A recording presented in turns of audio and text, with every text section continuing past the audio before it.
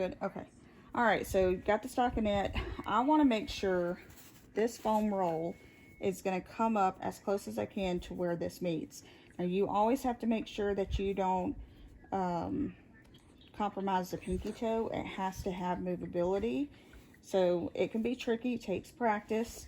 Just don't give up, whatever you do. As long as you're practicing and doing it every day, regardless if it lasts an hour, just do it, because that's the only way you're going to get better. Okay, so I start right there at the tip, and then I sometimes, if I see this is going to cover her pinky, I'll angle it where it angles more that way. And as you go through the roll, you'll see that you won't see that much of an angle. That's what I do, and I make sure we pull this out underneath as well. Okay, same thing with the gauze. Just give tension on your foam, and I do 2 full rounds, right? So this right here would be 1.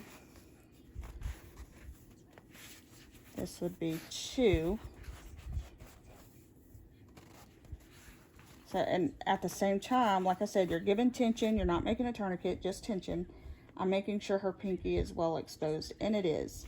Okay, so from here, this is the tricky part. And just think of a figure 8. You want them to flex their ankle back, right? Because you want this to move with them walking. So you start angling and come to the back of the ankle, or the heel there. And you're going to come around this side. Yeah, keep that. And then come over. It should look like a little, see that? A little crisscross type thing once you come back. So the heel should look like that. So, and I'm sorry for not explaining this part well. I just make sure whenever I'm coming over from this, I'm covering the heel. I'm going to come back up. So see, this foam is already getting stretched out. It needs to be washed, like, because it's not forming. Struggle muffin. Okay, and then I'm just going to come back up and angle towards here. And this is where your 50% coverage starts happening, right? You want to overlay 50%. Okay, always make sure you're filling the back, because you want that back foam to lay down. You don't want it to gap up, and you want to fill it to make sure you're not missing. Okay, scoot out. Joe, scoot out.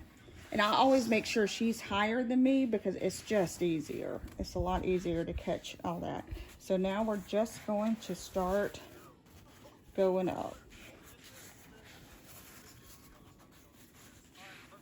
Okay, scoot out more. There you go. Whoa. Okay. All right, so now we're at the end of the roll. The key to this, when you start a new roll, make sure your ends meet, right? Because that makes you go the opposite direction, right? Make sure you meet up. So, because that, I'm going to meet this up here.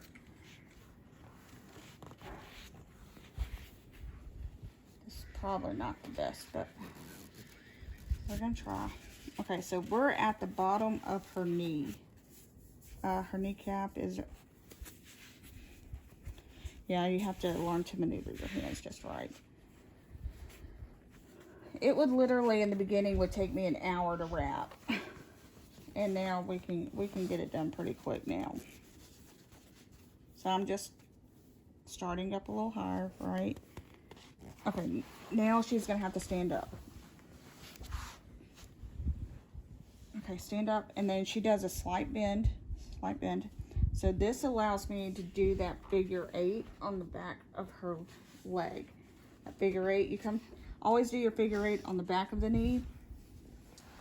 So you just start, once you get about right here, you start angling your foam up to come up above that kneecap, come straight across, and then here you start angling down. So you can see how that angles down that way. And then you straighten back up once you come to this side, and you'll be able to cover that knee. And I always go a little bit lower. That way I can hit this again to secure that. Let's see, there we go. Okay, now straighten up. So now she can put her heel down, straighten up and all that. Now we're just gonna start shooting up. Here, just 50% overlay. Like I said, make sure you're just constantly feeling around to make sure the back is even or similar to the front.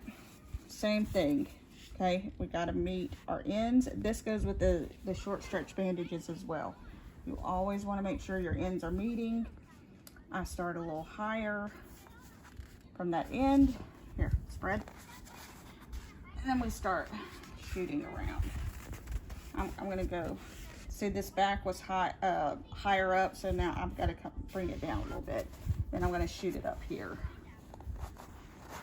So this foam is not necessarily it's helping compress, but it is more of a protective layer between the actual short stretch bandages and